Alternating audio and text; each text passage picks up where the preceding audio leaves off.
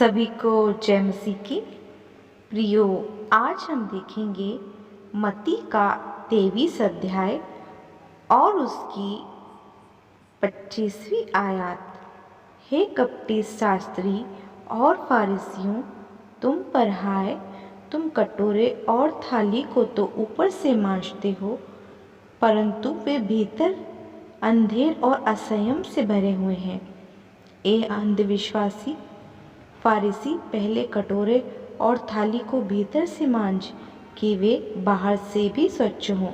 हे कपटी शास्त्रियों और फारिसियों, तुम पर हाय, तुम चूना फिरी हुई कब्रों के समान हो, जो ऊपर से सुंदर दिखाई देती हैं, परंतु भीतर मुर्दों की हड्डियों और सब प्रकार की मलिनता से भरी हैं।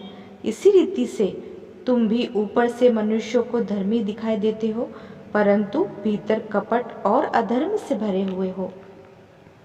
हे कपटी शास्त्री और फारिसियों, तुम पर हाय, तुम भविष्यद्वक्ताओं की कब्रें संवारते हो और धर्मियों की कब्रें बनाते हो और कहते हो, यदि हम अपने बाप दादाओं के दिनों में होते तो भविष्यद्वक्ताओं की हत्या में उनके साझी न होते।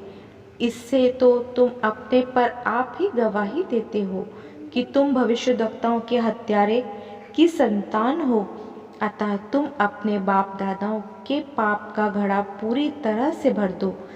हे सांपों के, हे करेतों के बच्चों, तुम नरक के दंड से कैसे बचोगे?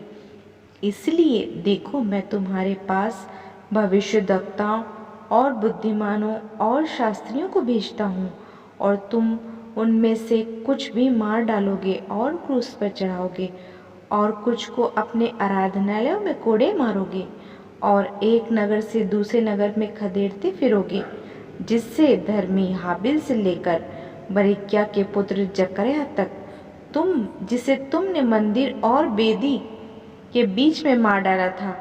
जितने धर्मियों का लहू पृथ्वी पर बहाया गया था, वह सब तुम्हारे सिर पर पड़ेगा। पृथ्वी पर बहाया गया है, वह सब तुम्हारे सिर पर पड़ेगा।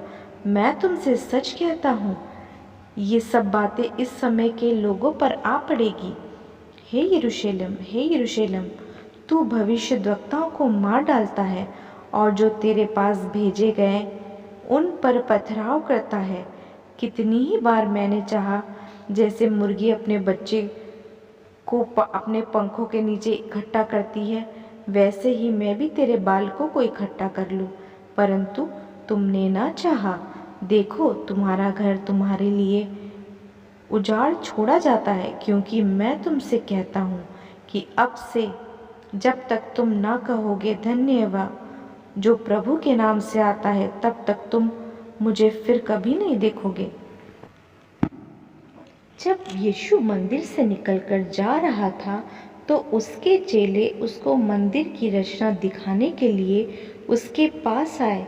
उसने उनसे कहा, तुम यह सब देख रहे हो ना? मैं तुमसे सच कहता हूँ, यहाँ पत्थर पर पत्थर भी ना छूटेगा जो ढाया ना जाएगा। संकट और क्लेश। जब वह जैतून के पहाड़ पर बैठा था, तो चेलों ने एकांत में उसके पास आकर कहा, हमें बता कि ये बातें कब होगी, तेरे आने का और जगत के अंत का क्या चिन्ह होगा? यीशु ने उत्तर दिया, सावधान रहो, कोई तुम्हें ना भरमाने पाए, क्योंकि बहुत से ऐसे होंगे जो मेरे नाम से आकर कहेंगे मैं मसीह हूँ, और बहुतों को भरमाएंगे। तुम लड़ाइयाँ और लड़ाइयों की चर्चा सुनोगे तो घबरा ना जाना, क्योंकि इनका होना आवश्यक है, परंतु उस समय अंत ना होगा, क्योंकि जाति पर जाति और राज्य पर राज्य चढ़ाई करेगा, और जगह जगह अकाल पड़ेंगे और भूकंप होंगे। ये सब बातें पीड़ाओं का आरंभ होंगी। इसके बाद तब वे क्लेश देने के लिए तुम्हें पकड़ाएंगे और तुम्हें मार डालेंगे, और मेरे नाम के कारण सब जातियों के लोग तुमसे बैर रखेंगे। तब बहुत ठोकर खाएंगे और एक दूसरे को पकड़वाएंगे और एक दूसरे से बैर रखेंगे। बहुत से झूठे भविष्यद्वक्ता उठ खड़े होंगे और बहुतों को भरमाएंगे। इन्हीं वचनों पे प्रभु बहुतायत की आशीष दे। सभी को जय मसीह की।